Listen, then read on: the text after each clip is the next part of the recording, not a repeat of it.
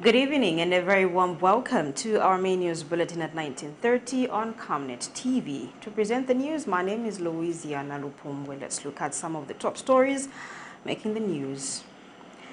2 pupils of CHIBOLYA combined school in LUSAKA died after being hit by a car. Employers threaten to lay off workers if ZESCO adjusts electricity tariffs upwards. Auditor General SICHEMBE arrested for corruption. In our international headlines, prosecutor seeks death penalty for murder of DR Congo Italian envoy. And in sports, Grant kickstarts AFCON PROSECUTOR with 25 local bullets. We have the details shortly. For immediate coverage of any breaking or latest news in Zambia and around the world on Camnet television, call the numbers on your screen.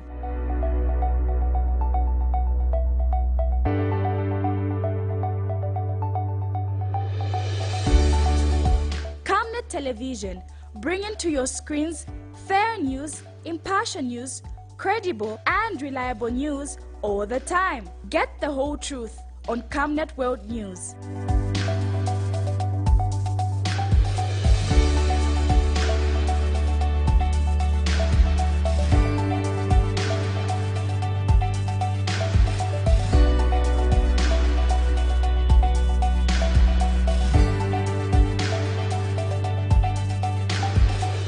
Camnet Television, not just another channel.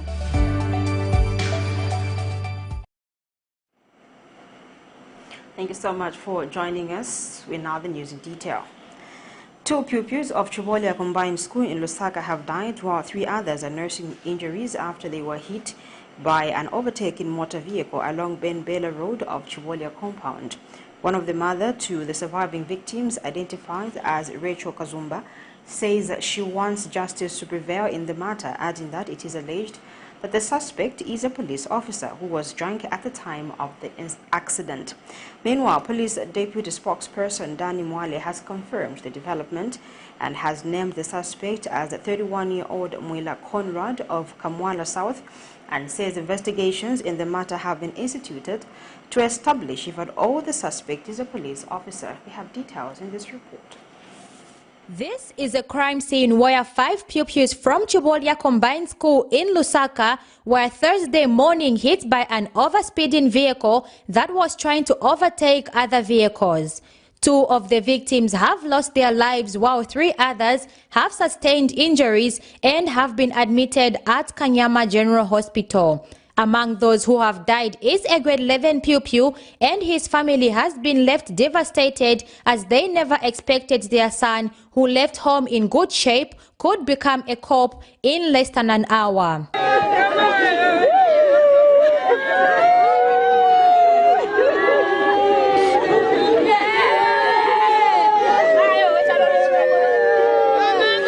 And some of the pupils and residents of Kanyama spoken to have narrated what transpired and says that the suspect, who has been identified as Mwila Conrad of Lusaka's Kamwala South, was in the company of a female folk and that they were both drunk. Kumbali baenda aveni motoka manje yaluzinga control drivers okolera. So nje kungena manje kuli bana ba school ambacho kubunga shechibunke bunke. Nze speed abaluzina control driver dabasha chambo kunga abachoka machoka mtama akamwendera kumbali, so abamubunga manje bana ba school first kumbuyo abataba paki abapaki na choka driver bila taba na girlfriend nzelimu pa abawasi yabaje abantu benza bunga bataba wenda chekine mu moto za pesa mu muba muzurunga chemuba mnani moto nani mungu washutiwa bati babungiwa kuli motoka tiangana kusokolo kuli motoka black nokutamanga motoka black uja wenzeni motoka black tamugwira tabwa naye taona bantu bazamuchita ngampaye. And mother to one of the victims, identified as Rachel Kazumba, is not happy that despite the heavy police presence who have mounted roadblocks across the city, a drunkard was allowed to be on the road and has called for justice to prevail in the matter.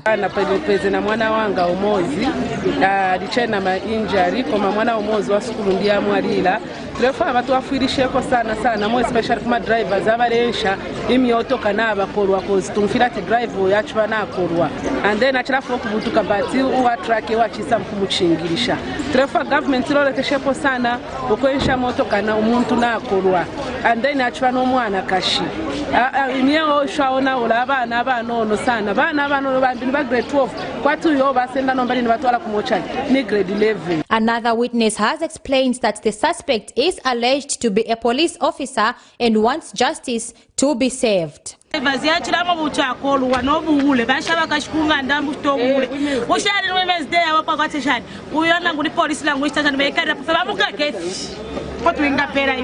police deputy spokesperson Danny Mwale has confirmed the such development to Camnet News and says the suspect is currently in police custody but could not state whether he is a police officer as he was not in his uniforms. Mr. Mwale has since assured that investigations into the matter have been instituted. Beatrice Chabaya, Camnet News, Lusaka. And in another sad development, 3 members of the same family have been struck to death by lightning in Keyala village in Chief Nyampande's area in Lusangazi district of Eastern Province. Singozi Ward Councillor Enos Manda named the deceased as Catherine Banda, aged 43, Tita Menji Piri, aged 40, and Agalasia Banda, aged 23, who died on the spot. Manda explains that the incident occurred around 16 hours when the women were chatting at a house whilst it was raining. He mentions the other victims who survived as Rachel Zulu, aged 23, who is currently admitted to Petauke District Hospital, while the other women, Adesi Piri, aged 36, from Molele section in Chief Nyampande area, was out of danger and was at home. Mr. Manda said the total number of people who were at the lightning scene was 7, including 2 babies, 1-year-old Isaac Banda, who was deceased, Agalasia's Chan Banda's child, and Priscilla Piri, aged 5 months, all 2 are both out of danger. More in this report. This is at the speed of Molele section in Chief Nyampande's area, one of the lightning survivors. Now she narrates what transpired. Kanamba mangana sisi. Ine sisi yanga ili kumutu. Bana mangana uwa mwalila kwa nyamia. Tenkala leo hapa. Umia kina wiki kuchipata wenze hapa. Nene zipakati. Uwa mwalila wika kwa nyamia wenze hapa. Tumangana sisi yangu sisi asira. Unakusika na wenkala pasi. Ababira bamena mnamu bao po mnamu wene. Senso mangana pachimutu chachiri para paskati. Mnamu bao bala enzenkala pasi. Asere wangu neo enzenkala cho imiria. Abakuchadiza. Abakuchadiza nza pachimutu ngasikike so ala mwa enzo manga. Kumanga sisi pala. Kumasete yona. Pensete na mpula. Kuti macha bense ko kumetenda bakuti tos pamene para tose. Vo. Opona tose pala. Ne unachita chinji. Ne sisi moka mwamsanga enda kupala amendo yosa enzita chinji ndizira. Ekitapala izimendo. Nzona ngakuli chintu kumendo. Nekwanisha kukala ne kukala kufika panganda asevereli hapo. Kufika pala panganda mani chunguluke ni penye kulodi uko kona fumira kukala kwizofika vumba ya juice ina vumba enzomveka kumfuna. Nachunguluka ne kupenya kupezo tayangu wose maza chitia tete. 3 people have been struck to death by a lightning in Keyala village in Chief Nyampande's area of Lusangazi district of Eastern Province, while 1 is nursing lightning injuries in the Petauke District Hospital. It was on Sunday afternoon when 5 women met their fate when they were chatting and plaiting hair under this tree whilst it was raining. At a twinkling of an eye, the lightning struck and killed 3 women on the spot, leaving the 2 women powerless. The 2 bodies of these 3 women have been buried in Keyala village in Lusangazi district, while the other body has been buried in Vubwi district.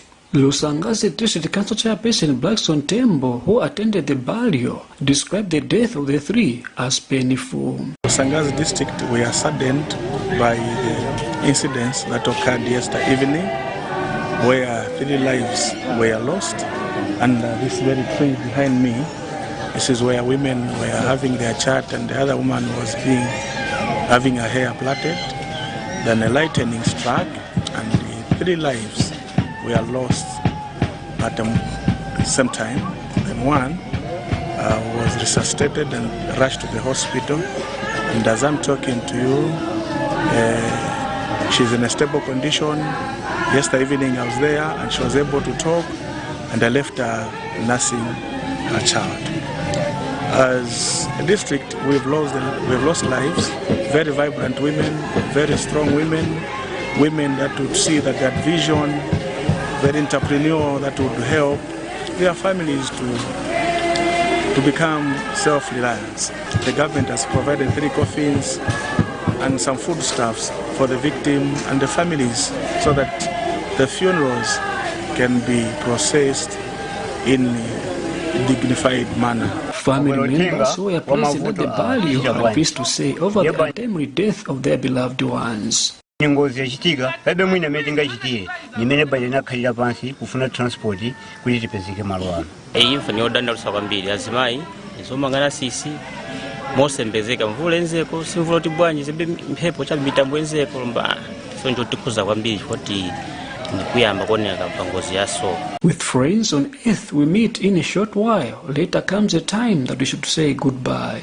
Sambo David, Lusangasi District, Eastern Province. A mother of garden compound in Lusaka has been left in a dire situation as her 7-year-old son is suffering dog bite wounds, while her 17-year-old son is in police custody after he allegedly assaulted the dog owner, who was reportedly being uncooperative after the incident. Speaking to Camnet TV News, mother of the 7-year-old boy, Nazunga Chulu, states that the dog attacked her son Emmanuel Kaleshi on Sunday, 5th March 2023, ripping off a chunk of his thigh and going for his neck before he was able to kick it off him. The mother now fears for the well-being of her son as she has not been able to buy medicine to protect him from rabies, as she is a single mother and is not financially stable. Further, stating that nothing has come out of the matter despite it having been reported to Plainview Police Post within the area. Details are in this report.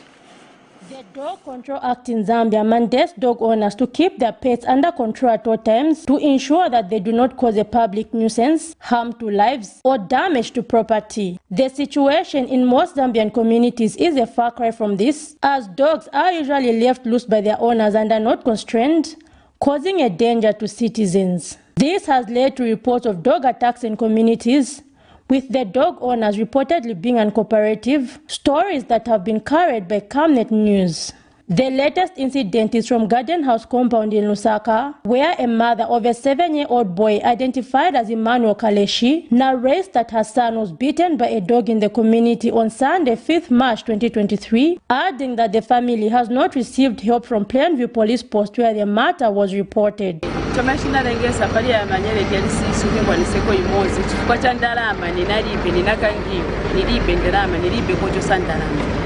Nabana banga ni mawaya socha ni nabana bali 5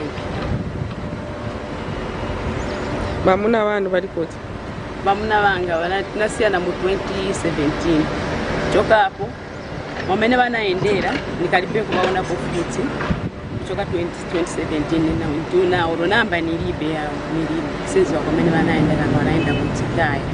She narrates that the dog owner has been uncooperative and has refused to help in buying medicine for her son, a situation which has worsened after he was assaulted by the woman's 17-year-old son after the incident, adding that her son is now in police cells. Ujamwine wa garu anatamangira kwa anti sole antije nyajo chai yaipa garu kunikumuruma mwana sole naziona kuna panga mistake garu sinachitebwa sina ibadilire na nipase kwa mapepa ya garu chitebwanje niende nayo anakamba kuti ilibe mapepa so ndemo amene nachitira chani paja ine nienda sabaja bana manga wanakamba ati igaru pase mapepa ya garu mama ndo dara kliniki so jamwini wakanamba kupanga ndota vija na kuyamba kumpushashani kumenya mbama mwana wanga so mwana wanga na eve na kumugweza kumamchashi baka pamulomo pabula pangambika pa so mamtunga stitches kasi abiri chini museum naona kuja mwana nikati ku kliniki nikati kulembesa kliniki nambera phone ati mwana kuno mamutenga ali kwa maseuzi. Meanwhile, Zambia Police Deputy Spokesperson Danny Mwale has taken an interest in the matter, stating that the dog owner will be held accountable for the attack. With the prevailing dog situation in communities, it is incumbent upon the local authorities to ensure that dog owners abide to stipulated regulations. Zipporah Mshala, Camnet News, Lusaka. The Anti-Corruption Commission has arrested and charged Auditor General Dr. Dick SICHEMBE for corrupt practices involving over 1 million kwacha. Dr. Dick Chela SICHEMBE, 52, of plot number A23 Miracle Lane, Roma, Lusaka, has been charged with 1 count of obtaining goods by false pretense contrary to Section 309 of the Penal Code Cap 87 of the laws of Zambia. 1 count of conspiracy to defraud the government of the Republic of Zambia, contrary to Section 313 of the Penal Code Cap 87 of the laws of Zambia, and 1 count of willful failure to follow applicable procedures contrary to Section 34 of the Anti-Corruption Act No. 3 of 2012. In a statement issued to Camnet News by ACC Corporate Affairs Manager Timothy Mono, Dr. SICHEMBE has further been charged with 1 count of theft by servant contrary to Section 278 as read with Section 272 of the Penal Code Cap 87 of the laws of Zambia. Mr. Mono says details are that on dates unknown, but between 1st January 2018 and 31st December 2021 in Lusaka District, Dr. SICHEMBE jointly and whilst acting together with other persons while serving in his capacity as Accountant General at the Ministry of Finance and subsequently as Auditor General at the Office of the Auditor General, did receive various payments for fictitious activities purporting that all activities were actualized and performed when in fact not, to which he received an accumulated sum of 1,160,639.57 in allowances, exclusive of salaries, acts prejudicial to the rights and interests of the government of the Republic of Zambia. Dr. SICHEMBE has since been released on bond and will appear before court soon. Some employers say they may have to lay off all of their employees should the Energy Regulation Board ERB grant the request by Zambia's power utility company ZESCO to adjust electricity tariffs upwards within a 5-year period from 2013 to 2027. Speaking during a public gathering Thursday held by the Energy Regulation Board ERB, Ferro Alloys Corporation Corporate Affairs Manager Katimba Chisanga states that the company, which deals in manganese, may have to shut down and lay off its workers should the tariffs be increased, as it will be operating at a loss, stating that manganese prices are set on the international market. ZESCO has proposed to increase electricity tariffs by 85% spread over a 5-year period, with a 37% increase in the first year. Details are in this report.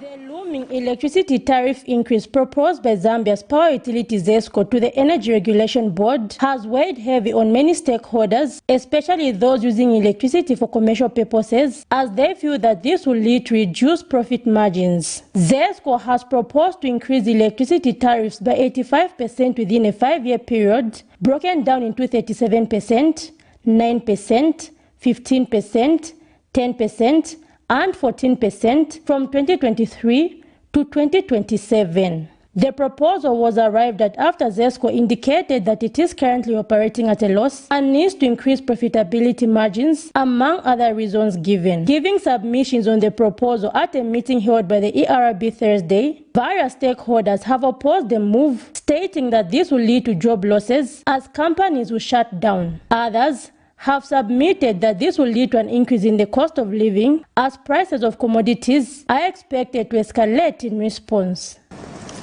The impact on the economy of the country, it will be tremendous. The second thing is that at the end of the day, as proposed by ZESCO, will close the plant. And by closing the plant, you know what it means.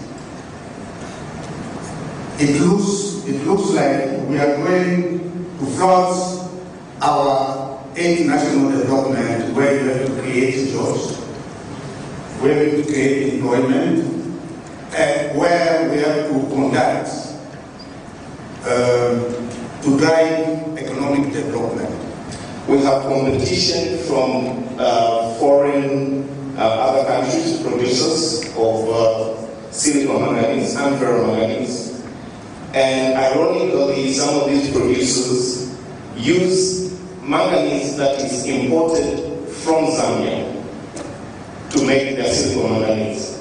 So with the proposed increments, it's like it will be a double blow. Meanwhile, ZESCO head of business development Patrick Kapepe has explained the reasons for the proposed increase. What are the consequences of having no tariff adjustments? We say, okay, we are going to continue as is. One, it will be insufficient support, capacity to support accelerated growth in the economy, under-investment in the electricity sector,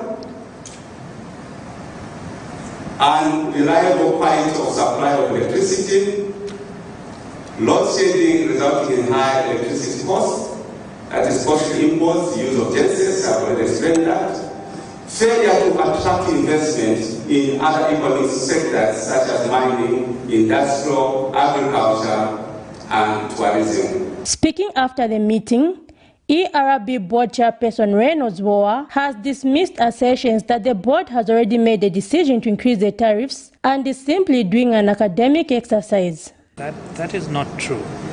What has happened is that ZESCO has made a submission.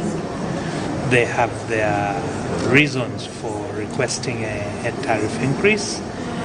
They have made those reasons known to the board and to the general public, and now it is the turn of the public to respond to that submission. The board is, for lack of a better equivalent, almost like a court.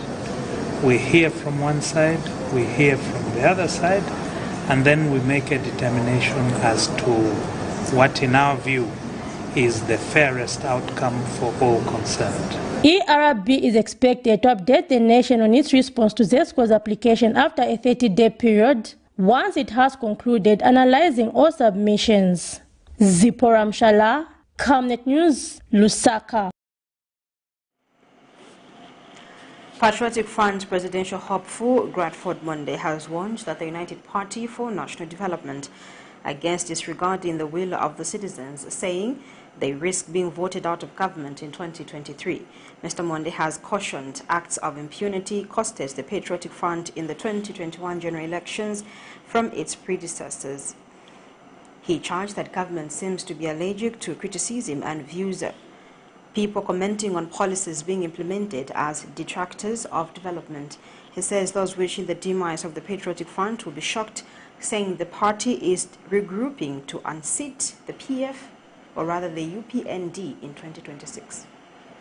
And those who are wishing evil or who are wishing destruction and doom on the PF, they better get to their knees and begin to pray, because what they are wishing for will not happen. We are going to come out very strong as a political party, and that at the end of the day, we are getting set for 2026, because we know that this battle is not just a battle of PF. We have gotten a lot of feedback from the country.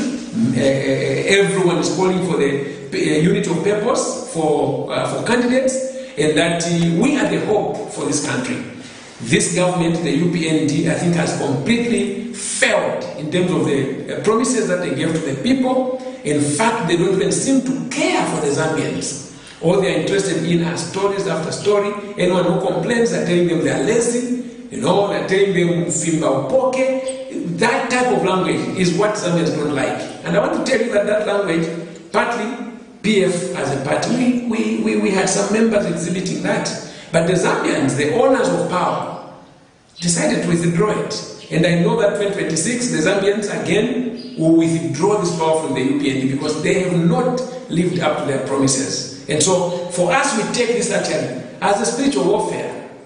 This is where we've taken it, because we have seen that if you go to a government that doesn't have a heart for the people, the result is that the ones that are suffering are the masses. If there's no medication in hospitals, people are dying.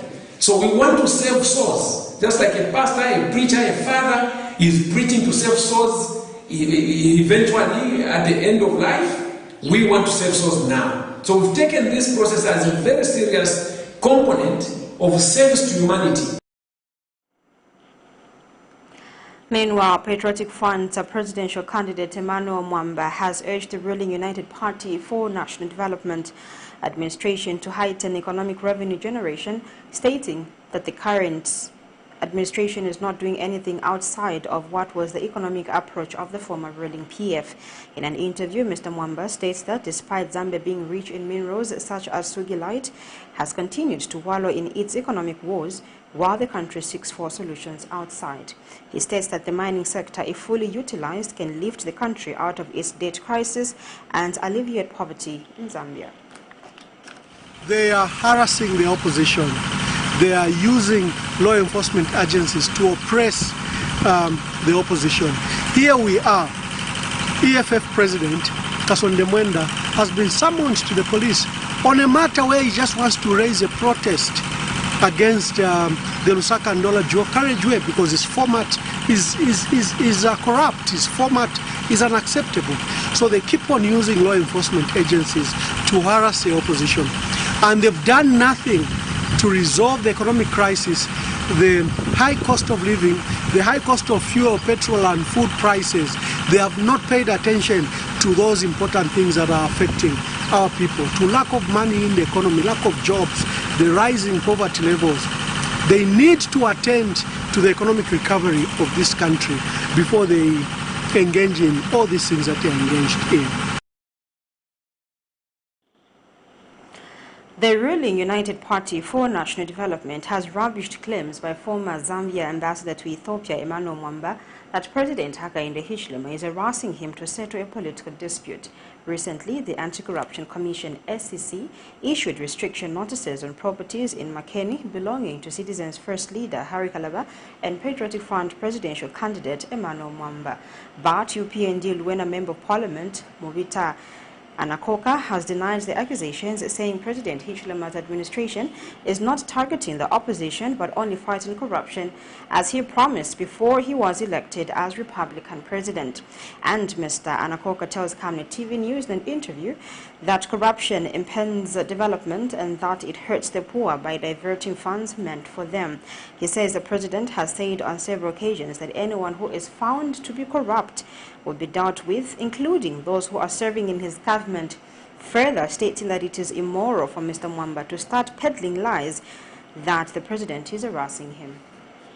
The allegations by my brother Emmanuel Mwamba and my brother Harry Kalaba that they are being persecuted is just political posturing.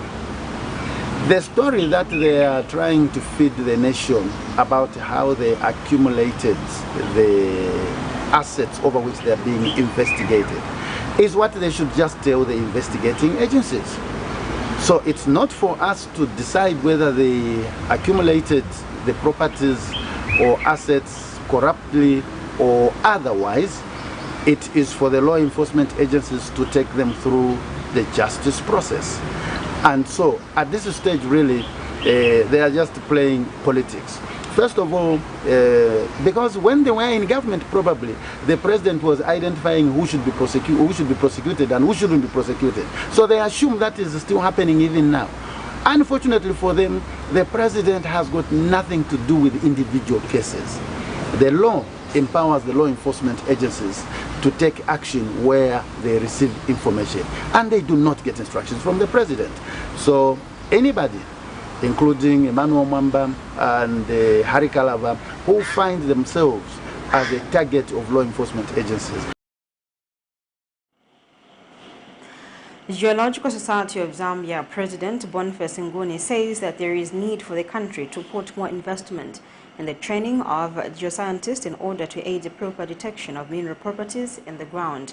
Speaking while addressing the media in Lusaka Thursday, Mr. Nguni says that the world is transitioning to green economy and the transition is riding on the proper extraction of critical minerals such as cobalt, lithium, graphite, and other minerals. Hence the need for increased professionalism in the mining and other related sectors. He adds that a proper production of minerals in the mining sector will not only promote mineral preservation, but will also promote job creation in the country. More in the following report.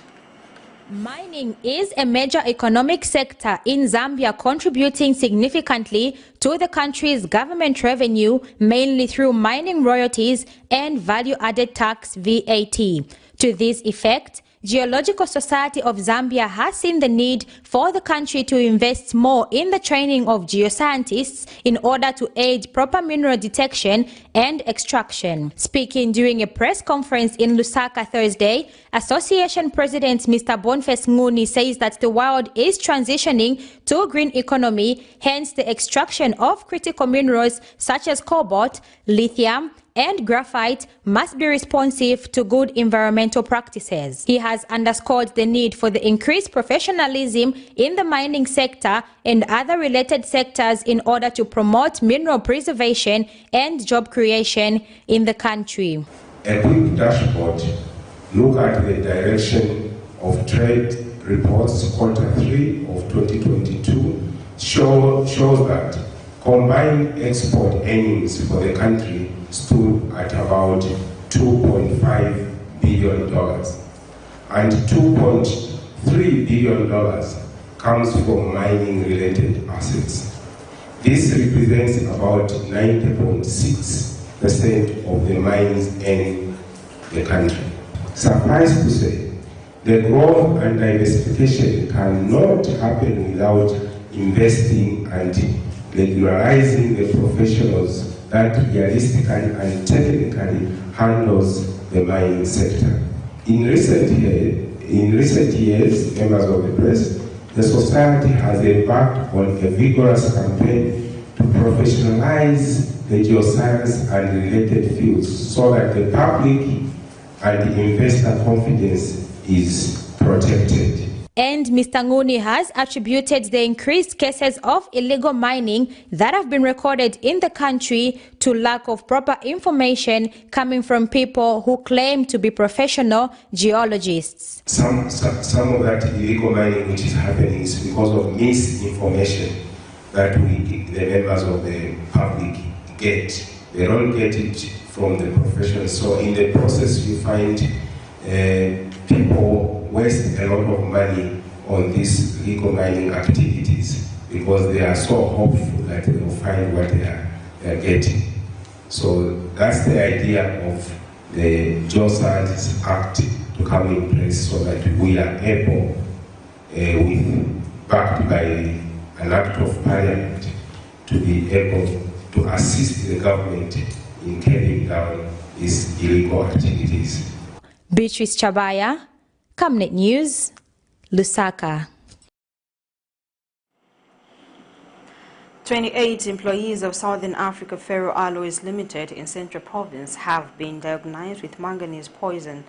According to the United States Center for Disease Control and Prevention, manganese toxicity can result in a permanent neurological disorder known as manganism, with symptoms that include tremors, difficulty in walking, and facial muscle spasm. This came to light in Parliament when Chitambo Constituency Member of Parliament, Remember Mtale, wanted to know if government is aware of an outbreak of a strange disease that is causing patients to shake and become weak in Central Province. Acting Health Minister Brenda Tambatamba disclosed that government is aware of the disease, which she said is being caused by repeated exposure to manganese. She disclosed that an assessment of 281 Southern Africa Ferro Alloys Limited employees reveals that 271, representing 96.4% of the employer, had manganese above normal levels of manganese in their blood. She said the patients are being examined at the University Teaching Hospital in order to prescribe the way forward on treatment.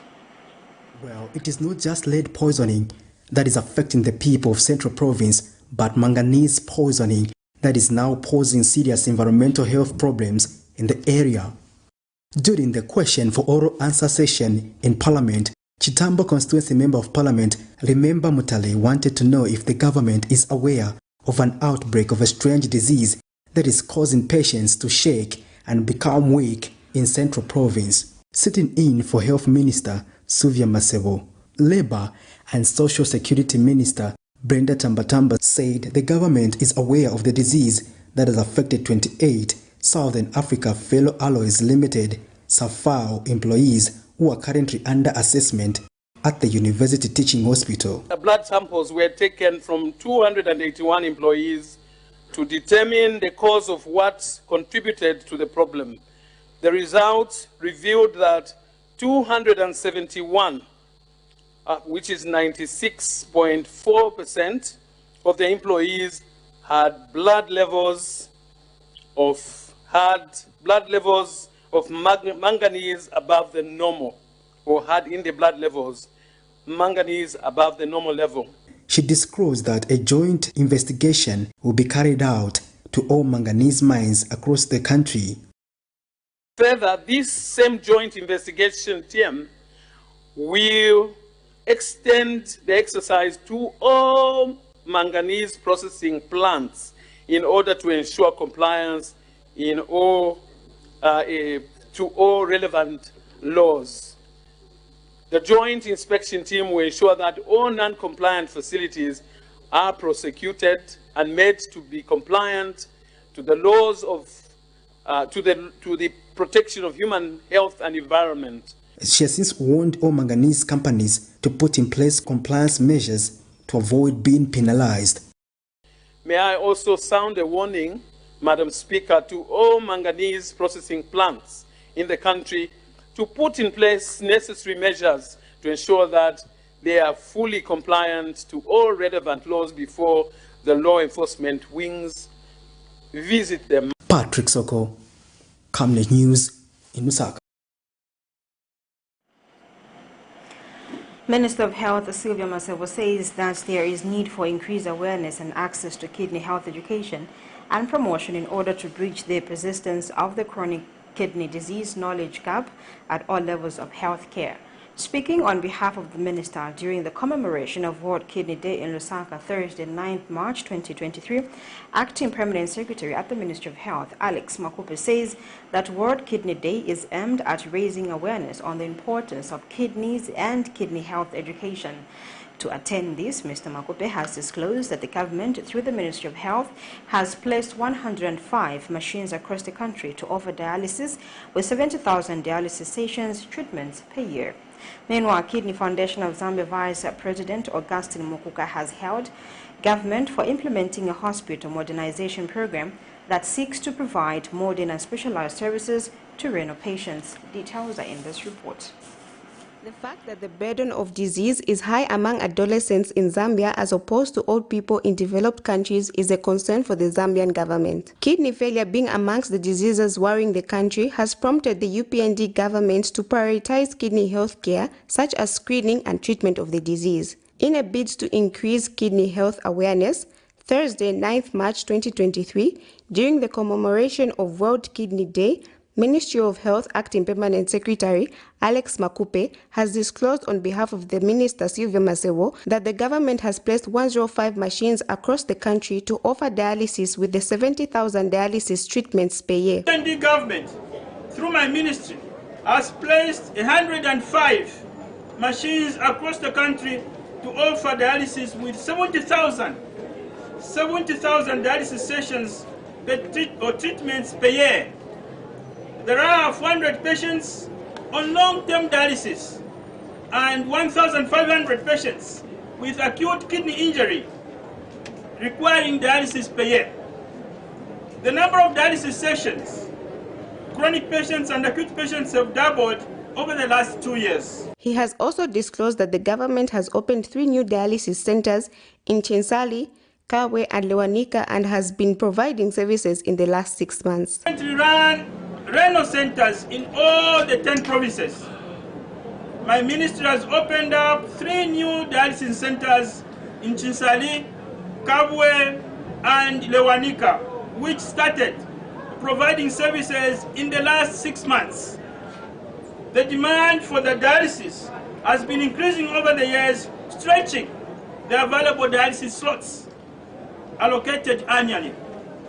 Currently, the services cannot cope with demand due to the cost associated with each treatment. Meanwhile, Kidney Foundation of Zambia Vice Secretary Augustine Mukuka has hailed government for implementing a health modernization program that seeks to provide modern and specialized services to renal patients. Thanking the government through Ministry of Health for the provision of renal services that have been made possible in the hospitals or centers where they are offering these services. It is indeed very true that the partnerships which the government has entered into with the private sector is really bearing fruits that we are able to see even as we sit here.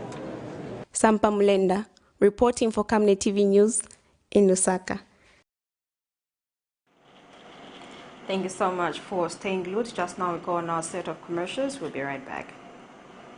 From time immemorial, we have had different types of lighting options, from those that can burn down our investments in minutes to those that dig holes in our pockets due to constant replacement and huge consumption of our ZESCO units. Savenda Electric introduces the new and advanced electric bulb with cutting-edge technology of LED that has low power consumption, gives out bright white light, and lasts up to 25,000 hours. Savenda Electric manufactures all types of LED light like plastic LED fluorescent tubes, down lights, ceiling lights, outdoor fittings, and solar street lights made to customer specifications. Let's live on the bright side of life by choosing the wide range of Savenda electric lighting solutions that are available in all leading stores and supermarkets countrywide. For orders, call 0962-642-490 or email jnbunda@savenda.com or pchabula@savenda.com. Your skin is the biggest muscle in your body. That's why we make sure that Oracle is #1 when it comes to taking care of your precious skin. Oracle Pure Petroleum Jelly and Glycerin soothes, moisturizes, and keeps your skin perfect. Oracle Pure Petroleum products for that perfect skin.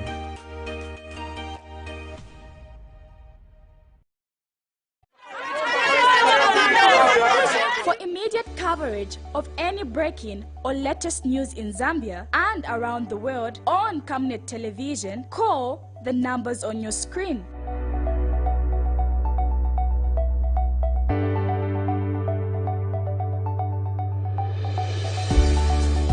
Camnet Television, bringing to your screens fair news, impartial news, credible and reliable news all the time. Get the whole truth on Camnet World News.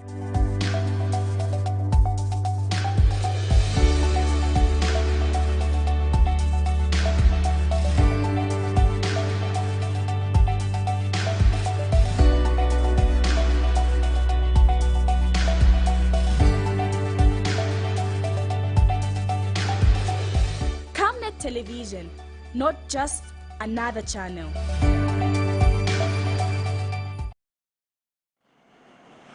Welcome back. We continue with the news. Now, the Non-Governmental Gender Organizations Coordinating Council, NGOCC, is concerned with the escalating cases of gender-based violence, GBV, in the country. NGOCC Board Chairperson Grace Sinkamba says that the Women's Movement on Thursday, 2nd March 2023, launched a campaign against the increasing cases of GBV in Zambia, which was flagged off by a march past on Great East Road from ZESCO to Mulungushi International Conference Center. She explains that the campaign against GBV is in view of the moral decay in the society, as evidenced by the increased cases of gender-based violence, further stating that the march marked the start of a campaign that will be actively sustained to December 2023, during which various sensitization and advocacy activities will be conducted. Ms. Sinkamba is saddened that the cases of GBV will have which have been on the upswing over the years, are mostly perpetrated by close family members, hence the need for the public and other stakeholders to stand in unison to say no to gender-based violence. She has further urged all corresponding partners to recognize their national values and principles as enshrined in the Constitution, as application and upholding of these values will help preserve national identity and protection against moral fabric and decay. The civil society organization's CSO Data Alliance has raised concerns that the continued protraction of Zambia's debt treatment process will begin to have adverse implications on the performance of the country's International Monetary Fund IMF Extended Credit Facility Program. CSO Debt Alliance coordinator Peter Mumba says Zambia has in the last few months been optimistic about getting debt restructuring under the G20 Common Framework, but that the process has proven to be complex, despite the country getting on an IMF program in September 2022. The alliance has since advised the government to put up a plan of action that will aid the country in the event debt treatment negotiations under the Common Framework do not materialize during the expected period. CSO Debt Alliance is concerned that the continued protraction of Zambia's debt treatment process will begin to have adverse effects on the performance of the country's IMF program. Both the IMF and Zambia were obviously optimistic that the sovereign debt roundtable discussions, which were scheduled for February, would see Zambia become the second country after Chad to have its debt restructured under the Common Framework. However, following this roundtable sovereign debt discussion, little progress was made in terms of meeting its objectives of providing relief, or rather providing solutions to the shortcomings of the G20 Common Framework and establishing cut-off dates for such. So this failure to reach an agreement on these issues further prolongs Zambia's already protracted debt restructuring process, and we are of the view that this may have several implications on the success of the IMF program for Zambia. So although the CSO Debt Alliance is cognizant of the various complexities accompanying the debt treatment process, both within the framework and also outside the framework, we are of the view that there is need for government to devise a plan of action that will assist the country, in a case where debt treatment negotiations under the Common Framework do not materialize during the anticipated period. Java Foods Limited has confirmed being certified fit to produce its easy noodles in Zambia. Java Foods Head of Food Safety and Quality Control, Sally Kabwebwe, says this is after the company underwent a food safety audit against hazard analysis critical control point hiccup in December 2023. Mrs. Kabwebwe says that before the certification, the company signed a contract with a Chinese company which was manufacturing the products in China before being transported into Zambia. She says the company has been able to save hundreds of kwacha due to the certification, adding that this has reduced on the transportation cost of their products from China into Zambia. HACO is a food safety program based on a preventive approach to ensuring that food produced in a manufacturing facility is safe from food safety hazard or contamination. For the company, it's an assurance for the company that what we are producing is safe, because what the certification is we invite someone from the outside, a third party, who doesn't work for Java, who's got no interest in Java, and they come and look at our system and confirm that how we are producing the noodles every day conforms to international requirements for producing safe food. So we're very proud of that. Also for Java, it means our staff are knowledgeable, have that much more information required when producing the noodle. To be able to produce food that is safe, that is good quality, it means our staff also have that technical knowledge and expertise to be able to manufacture correctly. So in terms of savings, the savings have been big to the extent that before we started manufacturing, we had to now consider logistics, the costs of transportation from China, the time taken to transport materials from China to here have been cut down. So the savings have been huge in many different areas besides finances. Government says it has had in February of 2023 released a total of 10.9 billion kwacha to finance public service delivery. Finance and National Planning Minister Dr. Stumbeko Msokotwane says of this amount, 3.6 billion kwacha was released for the public service wage bill, whilst 3.5 billion kwacha was spent on debt service and other liabilities. Dr. Msokotwane says the 1.5 billion kwacha was released for transfers, subsidies and social benefits, and that 1.7 billion kwacha was released for implementation of various government programs and general operations. He says 573.5 million kwacha was spent on capital expenditure such as road infrastructure. The minister also says 228 million kwacha was released for youth and women empowerment funds under the CDF. We'll take our last commercial break. When we get back, we have the rest of the news. For immediate coverage of any breaking or latest news in Zambia and around the world on Camnet television, call the numbers on your screen.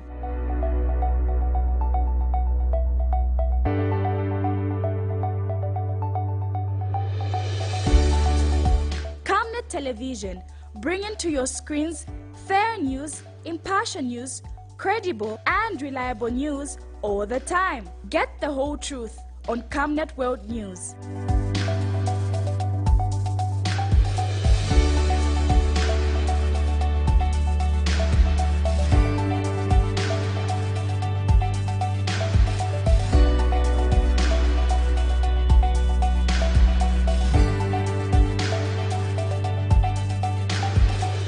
Camnet television, not just another channel.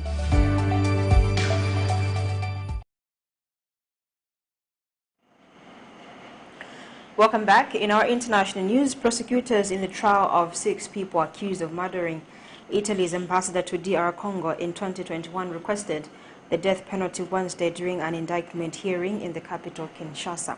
The Central African country has observed a de facto moratorium on capital punishment since 2003, according to the United Nations, but courts continue to hand down death sentences. Luca Attanasio, Italy's former ambassador to the DRC, was among 3 people killed on February 2021, when a UN convoy was ambushed in the country's troubled east.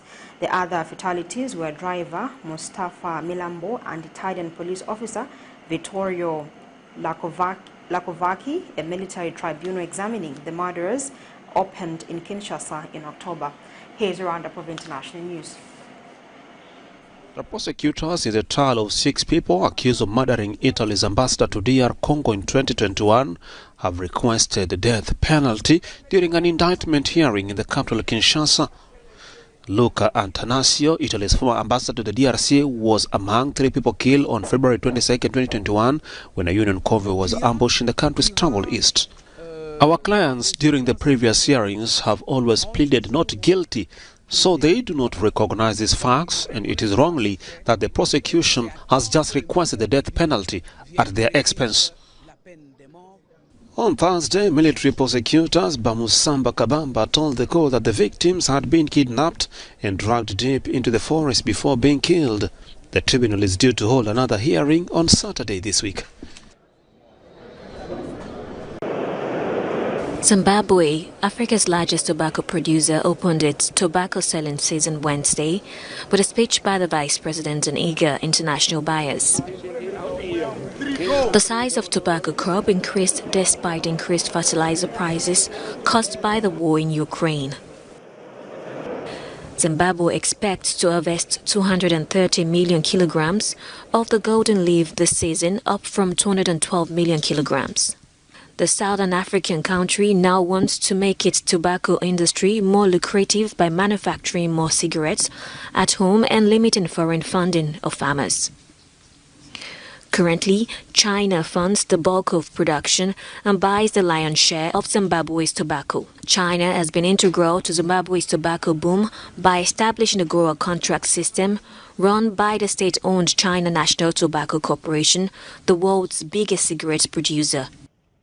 Nigeria's Independent National Electoral Commission, INEC, has postponed the March 11 gubernatorial election in the country. The election for new governors for 28 of Nigeria's 36 states will now be held on March 18. The move, according to the Electoral Commission, will allow more time for voting machines used in last month's presidential and legislative elections to be reconfigured. The gubernatorial vote is part of Nigeria's general elections for major political positions.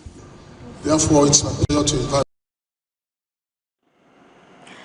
Time now for sports news.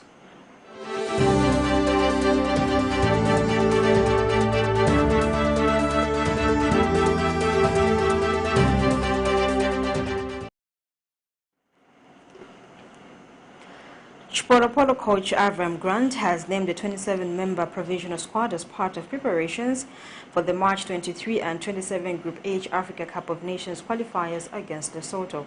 Zambia hosts Lesotho on Thursday, March 23 at Levin Mwanawasa Stadium in Ndola in an 18-hour kickoff before facing the Likwena at Dobsonville Stadium in Johannesburg 3 days later in the reverse fixture. The local assemblage will commence preparations after this weekend's ABSA Cup quarter-final matches. Foreign-based players will join camp starting on March 19 in Ndola, given the FIFA 5-day rule. Grant will announce the final squad, comprising foreign-based players, after the local camp. The Chipolopolo Gaffer combed through the local league and academies for local possible inclusions before tracking foreign-based players in their bases. Zambia has 3 points after having lost 3-1 to Ivory Coast on March day 1 in Yamoussoukro and beating Comoros 2-1 at the National Hero Stadium. Ivory Coast tops the group on 4 points, while Zambia and Comoros are both on 3 points, with Lesotho managing a point. Costa Ivory Coast have already qualified, with the remaining 3 sides battling for the remaining slot from Group H. And on that sporting item, we come to the end of the main news. But before we go, let's look at some of the top stories. 2 pupils of CHIBOLYA Combined School in Lusaka die after being hit by a car. Employers threaten to lay off workers if ZESCO adjusts electricity tariffs upwards. Auditor General SICHEMBE arrested for corruption. In international headlines, a prosecutor seeks death penalty for murder of DR Congo Italian envoy. Grants kickstarts AFCON preps with 27 local bullets. We now look at the Camnet verse of the day, coming from 1 Peter 3 verse 15. But in your hearts set apart Christ as Lord. Always be prepared to give an answer to everyone who asks you to give the reason for the hope that you have. But do this with gentleness and respect. Thank you so much for watching. My name is Louisia Nalupumbwe. Bye-bye.